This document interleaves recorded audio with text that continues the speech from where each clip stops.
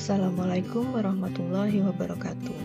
Sebelumnya, perkenalkan saya Vera Fitriana, peserta Latsar CPNS Angkatan 24 NDH 27 tahun 2022, bekerja di pemerintah Kabupaten Magelang, Puskesmas Kajuran 1 sebagai pengelola sarana dan prasarana kantor. Manajemen ASN dan Smart ASN ada hal penting yang berkaitan dengan kinerja seorang ASN. Keduanya adalah hal yang saling berkesinambungan. Manajemen ASN diperlukan sebagai upaya untuk mewujudkan Smart ASN. Manajemen ASN adalah pengelolaan ASN untuk menghasilkan pegawai ASN yang profesional, memiliki nilai dasar etika profesi, bebas dari intervensi politik, dan bersih dari KKN. Lalu, Smart ASN adalah ASN yang mempunyai integritas, profesionalisme, nasionalisme, berwawasan global, penguasaan IT dan bahasa asing, keramah tamahan, jejaring kerja, dan entrepreneurship. Manajemen ASN dan Smart ASN merupakan perspektif yang perlu dilakukan oleh semua ASN di Indonesia untuk mencapai Smart Governance. Smart Governance adalah suatu tata kelola pemerintahan cerdas bertujuan untuk mewujudkan peningkatan kinerja pelayanan publik, kinerja birokrasi pemerintah, dan kinerja efisiensi kebijakan publik. Kemudian kita beralih pada pengidentifikasian isu aktual yang terjadi di unit kerja. Di sini saya mengambil 6 isu yang cukup penting untuk diperhatikan dan didiskusikan lebih lanjut, yaitu 1. Belum optimalnya pendataan permohonan pinjam pakai Sarpras kantor. 2. Belum optimalnya pengawasan dan pemeliharaan pada Sarpras kantor. 3. Kurang optimalnya prosedur perencanaan kebutuhan Sarpras kantor bahan habis pakai. 4. Belum optimalnya labelisasi pada Sarpras kantor yang telah disusun sesuai dengan mekanisme. 5. Kurang optimalnya tertib administrasi dan tertib pengelolaan Sarpras kantor. 6. Belum optimalnya penyimpanan Sarpras kantor. Mari kita bahas satu persatu dari deskripsi isu, dampak, dan pihak yang terdampak pada isu tersebut tidak diselesaikan. Yang pertama, belum optimalnya pendataan permohonan pinjam pakai Sarpras kantor. Deskripsi isu, salah satu tugas dan fungsi subbagian tata usaha adalah melakukan perawatan serta melayani peminjaman sarana prasarana. Dalam melakukan hal tersebut dibutuhkan pendataan peminjaman dan perawatan Sarpras kantor. Akan tetapi tidak ada sarana untuk menampung data tersebut. Dampaknya yaitu 1. Kepada petugas, kesulitan dalam mendata dan membagi kebutuhan pegawai akan peminjaman Sarpras. 2. Bagi karyawan, yaitu pekerjaan jadi terhambat. Keterkaitan isu dengan agenda 3 yaitu belum optimalnya pendataan permohonan pinjam pakai Sarpras kantor menggambarkan kurangnya optimalisasi pada pelayanan terhadap pasien maupun karyawan. Hal ini terkait manajemen ASN yaitu pengelola Sarpras dalam melaksanakan tugasnya belum cermat, efektif, dan efisien. Lalu yang kedua, belum optimalnya pengawasan dan pemeliharaan pada Sarpras kantor. Deskripsi isu, selama ini proses pengelolaan Sarpras kantor masih memiliki kendala dalam proses pendataan Sarpras dikarenakan masih banyaknya barang yang berpindah atau mutasi tapi tidak dilaporkan ke pengelola Sarpras. Dampaknya kepada petugas yaitu terganggunya penyelenggaraan tugas dan fungsi. Bagi puskesmas, dapat memberi ruang kepada oknum-oknum yang tidak bertanggung jawab untuk melakukan tindakan yang menguntungkan diri sendiri atau kelompok yang dapat merugikan instansi. Terkaitan isu dengan agenda 3 yaitu belum optimalnya pengawasan pemeliharaan pada Sarpras kantor menggambarkan kurang optimalisasi pada kode etik dan perilaku yang pertama, yaitu melaksanakan tugasnya dengan jujur, bertanggung jawab, dan berintegritas tinggi. Yang ketiga, kurang optimalnya prosedur perencanaan kebutuhan Sarpras kantor bagi barang habis pakai.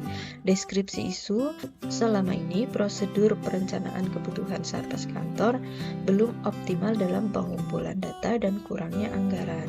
Dampaknya bagi petugas dan puskesmas, jika Sarpras kantor tidak memiliki perencanaan, maka tidak akan terciptanya kegiatan kantor yang produktif dan optimal. Bagi karyawan, pekerjaan jadi terhambat. Keterkaitan isu dengan agenda 3 yaitu belum optimalnya prosedur perencanaan kebutuhan sarpras kantor bagian bahan habis pakai, yaitu pengelola sarpras dalam melaksanakan tugasnya belum cermat, efektif, dan efisien. Yang keempat, belum optimalnya labelisasi pada sarpras kantor yang telah disusun sesuai dengan mekanisme. Deskripsi isu di Puskesmas Kajoran 1, sarpras kantor masih banyak yang belum dilakukan proses labelisasi, sehingga masih sulit untuk dilakukannya pengawasan. Dampaknya bagi petugas yaitu kesulitan dalam pengawasan sarana prasarana bagi puskesmas, kemungkinan sarpras hilang sehingga terjadi kerugian.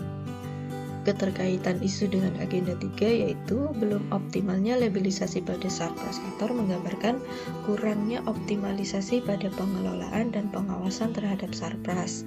Hal ini terkait manajemen ASN yaitu pengelola sarpras dalam melaksanakan tugasnya belum cermat, efektif, dan efisien. Isu yang kelima yaitu kurang optimalnya tertib administrasi dan tertib pengelolaan sarpras kantor. Deskripsi isu, administrasi dalam pengelolaan sarpras masih dilakukan secara manual. Dampaknya bagi stakeholder adalah akan menghambat pekerjaan dalam ketatausahaan dan pengawasan terhadap sarpras. Keterkaitan isu dengan agenda 3 yaitu belum optimalnya tertib administrasi dan tertib pengelolaan sarpras kantor. Hal ini terkait manajemen ASN yaitu pengelola sarpras dalam melaksanakan tugasnya belum cermat, efektif, dan efisien. Isu yang keenam yaitu belum optimalnya penyimpanan pada sarpras. Deskripsi isu, penyimpanan belum sesuai dengan karakteristik. Dampaknya bagi stakeholder adalah akan kesulitan mencari barang dan mengalami kerugian karena bisa saja terjadi kerusakan. Keterkaitan isu dengan agenda 3 yaitu belum optimalnya penyimpanan pada sarpras. Hal ini menggambarkan pengelola sarpras dalam melaksanakan tugasnya belum melaksanakan tugasnya dengan jujur, bertanggung jawab, dan berintegritas tinggi. Penetapan core issue. Di sini saya menggunakan teknik tapisan USG dengan skala Likert 1 sampai dengan 5. U dengan urgensi yaitu seberapa isu tersebut harus dibahas, dianalisis, dan ditindaklanjuti. S untuk seriousness, seberapa serius isu harus dibahas dikaitkan dengan akibat yang ditimbulkan. G, growth, seberapa besar kemungkinan memburuknya isu tersebut jika tidak ditangani sebagaimana mestinya. Dari tabel tersebut didapat isu instansi nomor 1 yaitu belum optimalnya pendataan permohonan pinjam pakai sarpras kantor yang akan dianalisis menggunakan metode Fishbone. Di sini masalahnya adalah belum adanya pendataan permohonan pinjam pakai sarpras kantor. Sebab utamanya yaitu 1 individu, 2 metode, 3 sistem.